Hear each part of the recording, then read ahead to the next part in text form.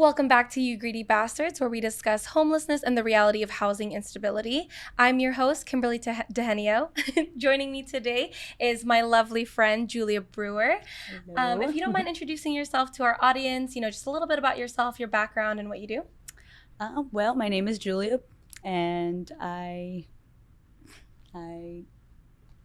just do. I just do, honestly. I actually am a DoorDasher. Shout out to the DoorDashers out there. And I also am building a business, a cleaning business that I just recently started. Last year, I was a bit of homeless, in the homeless scene and living in a van. And, at one point I decided there's got to be something more. And so that's kind of where my business came in. You're starting your cleaning business, Yes, right? Yes. So what does that entail? Like, do you clean like houses, offices? I am residential, and it is a legit LLC, just in case anyone is wondering. Yeah, okay. So I put that work into it. What's the name of it? It's called Enlighten One Stop Cleaning. Wow. Because over that time of me being homeless, it was really an enlightening experience. It really was. You learn the truths about things and the ugly truths about things, and then you run with it. And honestly, I love it. I hate cleaning. I'm going to be very honest. Really? I hate cleaning. I am so good at it, though, then? because I'm good at it. You're and just sometimes you have to do what you can do in order to get to where you want what you want to do. I heard the motto, what's it called, there's this guy that I know, his motto in life is to work for his hobbies. Right. So he his job, he hates doing his job, but it pays well. Exactly. So he only works to feed his hobbies. Right. And I have really, really big dreams for one. But right now, what are your dreams? I actually would love to open up a retreat center, like a place where you can get a massage. Oh, I also have massages, but it's gonna be on a huge ranch. That's what I want one day, and they different types of therapies. I've heard about baby goat therapy, so I heard about that too. And I heard it's in amazing. Dallas they have the baby goat yoga. Yes. Oh my gosh. So I would love to do that, and just a lot of painting or meditation and just water therapy, or what is hydrotherapy. Hydrotherapy, or even the what is it? The sound one. Yes, sound therapy, sound where they therapy do and things the little that. bowls with the singing bowls or whatever. Yeah, and I would love to open a little retreat center. Got big plans for that. But right now, while I can't get to that just yet, I have this cleaning business, and there is always a need for cleaning. Yeah. So that's another reason why I went with that, because I'm good at it. I don't know if it's I don't know. I've never been really diagnosed with OCD or anything, but I feel like it could have a lot to do with it, because I'm very detailed, and I feel like nobody is neurotypical. I feel like it always right. Exactly. Yeah. But like I said, it took a lot for me to even get to this position. So, Of course. I remember, the folks at home who don't know, Julia and I used to actually work together. And I remember when we were work together, you would constantly be cleaning. Yes. And you really took the term, if you have time to lean, you have time to clean, literally. Yeah. And I feel like we said that at one point, we used that actual term. Yes. Yeah. But it was just so crazy, because you were always you never complained about cleaning. You never complained about doing any work. We had a few people there that would, moan and groan for just putting stuff up, but it was the easiest job. I didn't understand that. I was like, what are you doing? What do you mean? I love cutting fruit. Right. Let's do that. I would rather do that than anything else. Let's cut some fruit up. Yeah. And going back to that, that job, you have no idea how much you helped me in a lot of things. Oh. Like what we were talking about, the air conditioner I made when I was living in my van. I made that air conditioner. You allowed me to charge my little fan in there, and you allowed me to freeze my ice packs in that big old freezer. So that was very thankful for that. And tell the audience what your invention was. My invention. For when you were in your car. Yes, the AC? Yes. Yeah, so I put 2 styrofoam ice chests inside of a big tote, and then I had clay pots inside of them, and then I had ice packs, and then there was 2 holes cut out at the top of the tote. One was with a dryer vent, the big to come out, and then one was for the fan to push the cold air out, and that's kind of how I managed to stay cool. And I was homeless for 5 months, and it was through the entire summer. Yeah. So I'm still here. It managed to work. So, that's so crazy. I remember when you told me about that. And I mean, that is probably the most sciencey stuff I've ever heard. But I saw it on a TikTok somewhere. Like, I saw it and I was like, okay, yes, check. Let's get this going. I have to do this. Exactly. If you don't mind telling us a little bit about your experience living in your car and being, homeless. It is an experience. Like, when you the first day, it's always like, all right, it's not that bad. It's not that bad. And then it's like 2 weeks in, you're like, oh my goodness, it's getting harder and harder and harder. And all of the resources that I tried to reach out to and things like that, there was just dead ends, walls. Like, they couldn't help me. A lot of places I did call before I became homeless, and they just told me, like, you have to be homeless. I was like, oh, let me call you back in 2 weeks. And then there's a waiting list, So then it's like, you just feel like you're by yourself. You feel like you're just stuck off somewhere and nobody cares about you. Yeah. And then, being in that van, like, thank goodness I had a vehicle, because there are people that don't. And they're out there in this heat even today, I know, yeah. with nothing except the sun beating down on them. And it's like awful. But I would sit there and look at the ceiling of my van and just be like, there's gotta be like more than this. Like, there's no way that this place is just gonna let people just go like that. And unfortunately, they do. And it's awful. It's absolutely awful.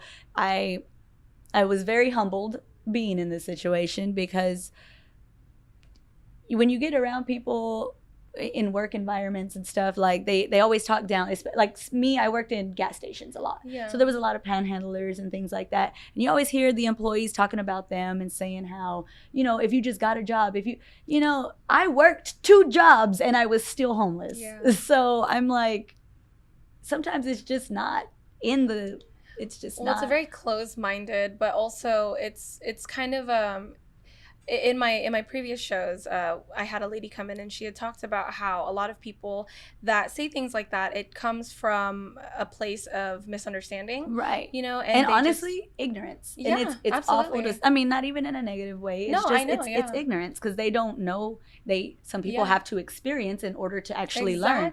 So because they don't experience, they won't ever understand exactly what that issue is and all the layers that come with it unless they have experienced it themselves or they have been in a situation like that. Exactly. And that's where it comes. Like, I didn't grow up rich. I was poverty driven pretty much my whole life and things like that. So it's like, I understood a lot, but being in the situation, it really makes you understand, like, man, for one, like, how hard it is. How hard it is to keep going mentally, too. Mentally, because then you got all your ego, of course, is like, look at all the people that are here. And there's no one around, and you're thinking, like, oh my gosh. But I had a support system, luckily. It wasn't a huge support system. You were part of that support system, and the people at work where I got to have that outlet, Yeah, of course. And then the other job I worked, they were a great support system as well.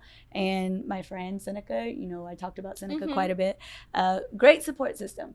And like I said, it wasn't a lot, but it was what got me through. Yeah, of and course. Having those 2 jobs actually helped, because it took me out of the heat too a lot, by the way. So working day and night, it was good for me because I didn't have to be out there.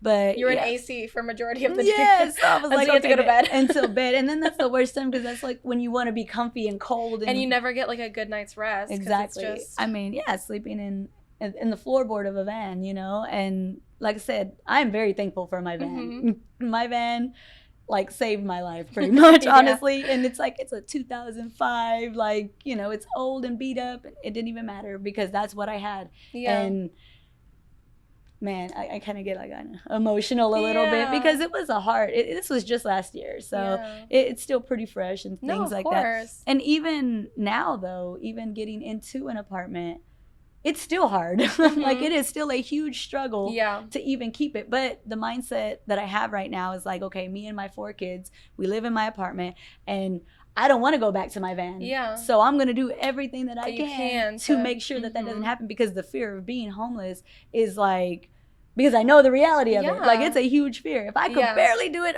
I couldn't imagine putting my kids through something like that, So, What led up to what led up to that experience? So how was it that it became like that? You know what I mean? Well, I mean, we could go back. We could go back. But I was in a very awful relationship. It was 15 years long. We were married for 9 of those years. I was abused mentally, emotionally, physically through the whole thing. I'm not even going to try and deny it. But the people don't get that you have to escape that situation. You have to escape. You have to find a way out. And if you don't, then you're going to be stuck. And when I finally did escape, I had nothing because my credit was ruined. Like my ego, I had no, like my ego was really his ego. Yeah. Telling me what I was and telling me how to think about myself. I had no love for myself anymore because I didn't know how to do it anymore. So it was just, you're just lost. Yeah. I just felt lost. So with that, it just one step at a time. I was actually staying with a friend for a few months, and then she had to move to another state, and I was like, oh no, what am I going to do? What am I going to do? And I ended up, I was like, all right, well, let's pack her up and let's just start day one, and that's kind of what led to it, just trying to leave a really, really, really terrible situation for the sake of my own self, because at that point, yes, I have children, and I wanted the best for them. I have children, and I wanted the best for them, but mommy wasn't mommy at that time anymore, so I had to remove myself. Unfortunately, I had to be away from them for so long, and that was the first time I had ever been away from my kids, ever.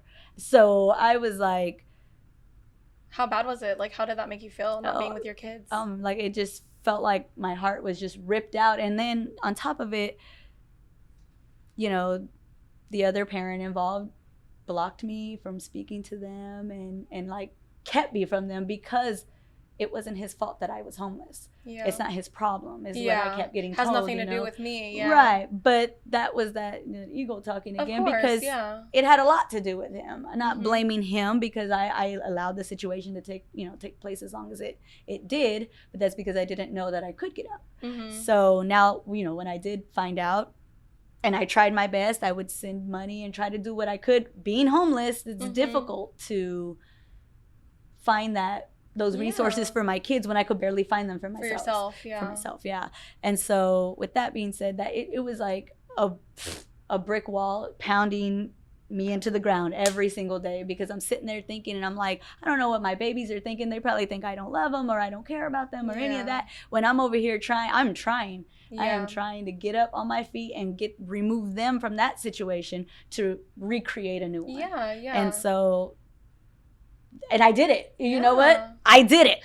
I did it because everybody around me was like, okay, you're giving up on your kids. You're doing this. You're doing that. No, I did not give up on my kids. I had to escape a situation that I thought I could not escape. And when I did, look at what happened now. I have my own business. Yes, I struggle, but I DoorDash every day. No AC, by the way. Tip your DoorDashers, people. Tip your Dashers. Anyways, but we do what we can. And honestly, you can do it too. Whoever's out there, if you're homeless and you feel like there's nothing that you can do, if you're in a situation, in a domestic violence situation, you can get out. You can. No matter what the unknown is, because there was a big unknown for me.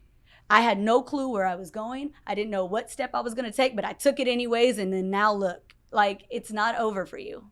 It's not over for you. Oh my God, I love you. I mean, really though, because no one told me these things, and you had to figure it out by yourself. And it was, you took like the hardest route to get there.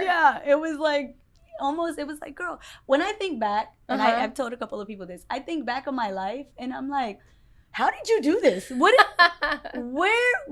told you how to do this? Like, how did you know how to figure each thing out? And the truth is, I didn't. It's trial and error, trial and error, trial and error. And you're going to fail. And that's the only reason you know that you're trying. That's the only reason you know that you're going to get up, is because you keep failing. Well, keep doing it again. Fail one more time until you don't fail again. Exactly. And that's kind of how I got here, you know, because like as a child, I didn't have the greatest parental guidance and things like that. So it's like, I didn't know what I was doing. I really didn't. And that's another thing, the whole like how how people talk about like the past generations, they like messed us up. It's that, yeah. Yeah, and then it's like generational trauma. You know right, what I mean? right. And then so when you try to change it, when you try to fix it, it's like you don't know what you're doing with that either. And you'll get people that are telling you you're doing it incorrectly. But you know what? My kids love me. We have an open relationship in our home. We have open communication in our home. If something's bothering you, we're gonna talk about it. We're not gonna hide it forever until you're 30 years old in therapy talking about me. Absolutely not. Yeah. We're gonna get to the bottom of it because I love y'all and you're going to resolve it. Exactly. And they are the future. They're the ones that are going to change this world. Absolutely. And so if I can instill some good knowledge into them and a good sense of hope and everything else, then you know what? They are going to change this world. Yeah. And they're going to be great at it. Did you ever receive any type of support when you were, living in your car for a while? No, everything I did was me. Like, yeah. I mean, financial, is that what you're talking about? Yeah. Like, any type of like, how like sometimes governments will give people grants or there's like opportunities for like a shelter. Absolutely not. Absolutely not. Absolutely not. I called shelter after shelter after shelter. Some of them I read reviews online and there was awful things being done in these shelters. And I was like, I'm going to avoid that situation, of course. But I did try to reach out and I got no help. So that's why I was working 2 jobs. Mm-hmm. You had to. I had to just to survive, What are some things that you feel like could, with a system that's lacking, what's something that we should do as a society to better, to assist people that have been in your shoes? Oh man, for me personally, I know one day once I get my business up and going, I'm creating jobs because we are a one-stop cleaning. It's not just residential. It's going to be commercial. It's going to be car detailing. It's going to be power washing. It's going to be everything that anybody can do. And I'm going to like pull people off of the streets. And I'm going to even in situations with the domestic violence or anything, or they're about to be homeless. Like if you have something that you can do, like let's make it happen. You need a support system. I can be a support system because I know what it's like to need a support system. Of course. So, I got big plans. Like I said. I know. I'm very excited. Me too. Before we wrap the show up, is there a message that you'd like to send out to anyone that's watching or anyone that's listening? Just a piece of advice. Just don't give up. Honestly, you don't know what could happen. Like you don't know. So never give up. Keep trying. Keep pushing. Get your mind clear. If that means meditate for 15 minutes a day or whatever it is, just do it and clear your mind and go within and let yourself know how strong you really are. Tap into your knowledge and see what could happen. And really, that's it. I mean. Oh my God, I love you being on this show. Thank you so much for being a part of this show. Your mind is, and I've told you this before, your mind is so strong and so beautiful, and I really, really appreciate you being here. Thank you so much for having me. This has been an amazing opportunity. Of course. Well, do you have like any social media for your or anything for your yet. Okay. I haven't, not just yet, but when you do, we're gonna go ahead and because I plan on getting a website and all kinds of stuff going. Okay. So thank you so much. Of course. Well, thank you so much, you guys. Julia was amazing. I want to thank you guys so much for watching this episode of You Greedy Bastards. Don't forget to like, comment, and subscribe. Hit the little bell at the bottom so you're staying notified. Whenever we post a new video. Follow our social media. It's at Project PRC. And then also check out our website, projectprc.org. At the end of this video, don't forget to stay listening. I'm going to go ahead and talk about our sponsor. I'd like to thank our sponsors for today's video, Project PRC. Don't forget to check out the 10 for 10 initiative that they are starting. It is donating $10 and then telling 10 of your friends to donate $10 as well to our website, projectprc.org. Hit the donate button. Everybody has 10 friends, 10 people that they know, 10 coworkers, 10 family members, anybody, just, some random guy at a random Starbucks, a person at a McDonald's, just let them know to donate just $10 to Project PRC. Hit the donate button. Thank you so much.